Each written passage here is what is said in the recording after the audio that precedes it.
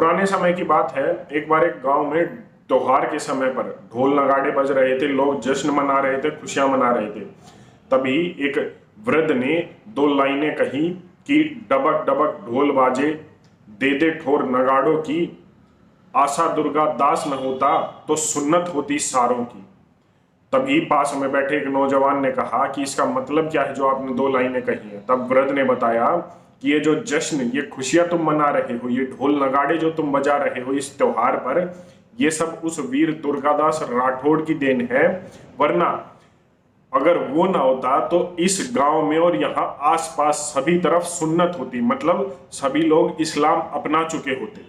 लेकिन मैं यकीन के साथ ये कह सकता हूं कि आपने वीर दुर्गादास राठौड़ का नाम नहीं सुना होगा। हमें औरंगजेब, अकबर, बाबर, इनके बारे में फर्जी इतिहास तो बताया जाता है, लेकिन अगर ये उस समय शासन कर रहे थे ये लोग, तो महाराणा प्रताप, छत्रसाल महाराज, वीर गोकुला जाट, छत्रपति शिवाजी महाराज, लचित बुर्फुकान और वीर दुर्गादास राठौड़ कौन थे? ये सब वामपंथी इतिहासकारों की देन है कि हमें आज अपने हिंदू धर्म रक्षकों के, हिंदू वीर योद्धाओं के बारे में नहीं पता। आइए बात करते हैं ऐसे ही एक वीर योद्धा की कहानी, जिसने अपना वचन निभाया और लगभग 30 साल तक, 3 दशकों तक वो लड़ता रहा ताकि उसके महाराज के उत्तराधिकारी, उसके पुत्र को दोबारा से गद्दी मिल सके। आइए जानते हैं इस सेनापति की कहानी।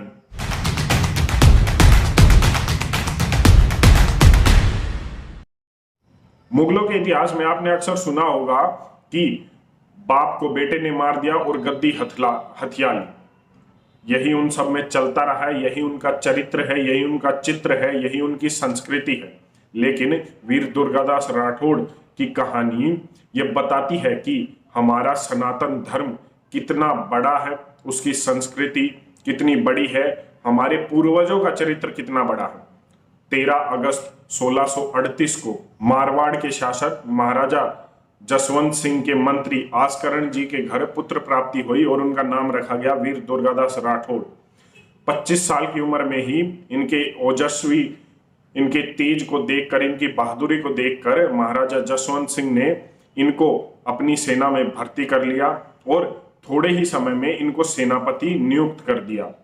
औरंगजेब उस समय अपना विस्तार कर रहा था और वो जोधपुर पर भी नजर बनाए रखे हुए था। महाराजा जसवंत सिंह की बहादुरी और कुशल सेनापति वीर दुर्गादास राठौड़ के होते हुए वो कभी भी जोधपुर पर कब्जा नहीं कर पाया और लगातार युद्ध करता रहता था। बाद में औरंगजेब ने तंग आकर इनसे संधि कर ली। इस संधि में ये कहा गया कि अगर औरंगजेब को कहीं से खतरा है तो महाराजा उसकी मदद करेंगे और महाराजा जसवंत सिंह जी को कि जोधपुर रियासत को अगर कहीं खतरा है तो औरंगजेब उसकी मदद करेगा। इसी संधि के लिए महाराजा जसवंत सिंह एक बार पेशावर में पठानों से निपटने के लिए गए हुए थे, जहां पर वो घायल हो गए और उन्हें पता लग गया था कि अब उनका अंतिम समय आ गया है। तभी उन्होंने कहा कि वीर दुर्गादास सेनापति, जब मैं चला जाऊंगा तो औरंगजेब मेरी पत्नियों को, मेरी रानियों को मार देगा जो इस समय गर्भवती हैं और जोधपुर पर कब्जा कर लेगा। महाराज की चिंता देखते हुए सेनापति ने, दास ने एक कसम ली और उस कसम को लगभग 30 साल से ज्यादा तक निभाया। वीर दुर्गादास राठौड़ ने कसम ली कि उनके होते हुए ऐसा कभी भी नहीं होगा। महाराजा जसवंत सिंह शरीर पूरा कर चुके थे। ये बात औरंगजेब के कानों में जब गई तो उसने जोधपुर को अपनी रियासत के अंदर मिला लिया, लेकिन इसको कभी भी स्वीकार नहीं किया वीर दुर्गादास राठौड़ ने। और उन्होंने औरंगजेब के पास जाकर कहा कि इसका उत्तराधिकारी गर्भवती रानी का पुत्र ही होगा। अब रानी ने पुत्र को जन्म दिया और अजीत सिंह के रूप में जोधपुर का उत्तराधिकारी औरंगजेब के सामने था। वीर दुर्गादास राठौड़ ने दोबारा से औरंगजेब को बताया कि जोधपुर रियासत का उत्तराधिकारी सिर्फ अजीत सिंह हो सकता है। औरंगजेब ने उनकी बात नहीं मानी और जोधपुर पर हमला कर दिया। इससे पहले औरंगजेब ने एक बार उन्हें धोखे से दिल्ली भी बुलाया, लेकिन उनकी कूटनीतिज्ञ वो इतने कुशल तरीके से औरंगजेब को चकमा देकर वहां से आ गए और बाद में जंगलों में जा बसे। लगभग 25 से 30 साल तक छापामार युद्ध, लड़ने के बाद, औरंगजेब को चकमा देने के बाद न जाने अनगिनत लड़ाइयां उन्होंने लड़ी, और आज भी उनकी इन लड़ाइयों को राजस्थान के लोक गीतों में बताया जाता है। और कुछ इस तरीके से कहा जाता है कि 8 पहर 64 घड़ी घुड़ले ऊपर वास, सैल अणी हूं सेक तो बाटी दुर्गादास। मतलब कई कई दिनों तक वो अपने घोड़े से नीचे नहीं उतरते थे, और जब कभी भूख लगती थी तो वो अपने भाले में, भाटी जो एक राजस्थान में रोटी की तरह खाई जाती है, उस भाटी को अपने भाले की नोक पर रखकर कहीं भी घोड़े पर बैठे ही कहीं अगर आग दिख जाती थी तो उसमें सेकते थे और घोड़े के ऊपर ही उसको खा लेते थे। कई कई दिनों तक वो अपने घोड़े से नहीं उतरते थे। हर समय 24 घंटे 7 दिन वो घोड़े पर तैयार रहते थे औरंगजेब को जवाब देने के लिए। आज भी राजस्थान में म्यूजियम में ये तस्वीर लगी हुई है जिस पर घोड़े पर वीर दुर्गादास राठौड़ बैठे हुए हैं और वो अपने भाले की नोक पर से भाटी सेक कर खा रहे हैं। ये बताता है इतिहास, ये तस्वीरें बताती हैं कि हमारे पूर्वज कितने महान रहे हैं। सिर्फ एक वचन के लिए वो अपना सब कुछ दांव पर लगाने को तैयार थे।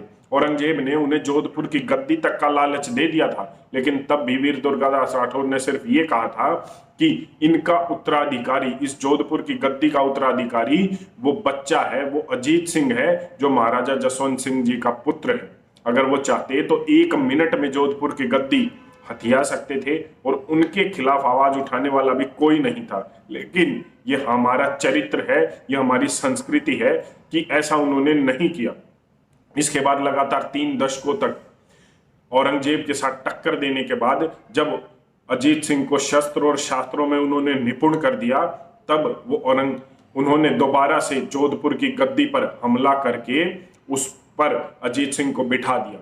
अपना कर्तव्य निर्वाह करने के बाद वो लगभग 80 वर्ष की आयु में ये सब छोड़कर, जोधपुर छोड़कर महाकाल की नगरी उज्जैन में जा बसते हैं और वहीं पर अपना अंतिम समय बिताते हैं।